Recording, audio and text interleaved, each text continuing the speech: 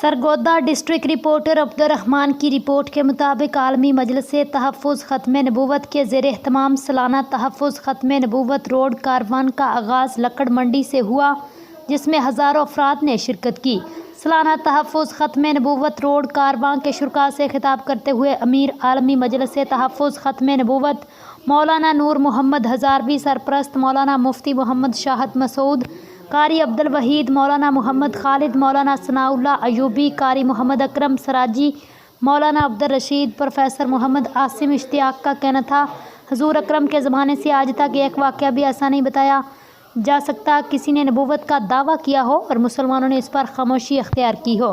कादियानियत एक बदतरीन फितना है। ये इस्लाम और नबूवत मोहम्मदी के ख़िलाफ़ एक बगावत है। ये मुसलमानों का हुजूर अकरम से अजीम और मजबूत रिश्ता काटने की एक गहरी साजिश। आज का नौजवान और आइंदा परवान चढ़ने वाली नस्लें इस फितने से आगाह ही नहीं है, बल्कि कादियानियों ने अपना तरीक़ाकार भी तब्दील कर लिया है। वो अपने हकूक़ का रोना रोकर गमराही फैलाने में लगे हुए हैं। लिहाजा मौजूदा दौर की सूरत हाल को सामने रख कर नए सिरे से अपनी तरजीहात कायम करने और मुसलसल उम्मत मुसलमान को इस मसले से आगाह करने की ज़रूरत है। इसमें मरकज़ी किरदार उलमा और मशाइख ही अदा कर सकते हैं।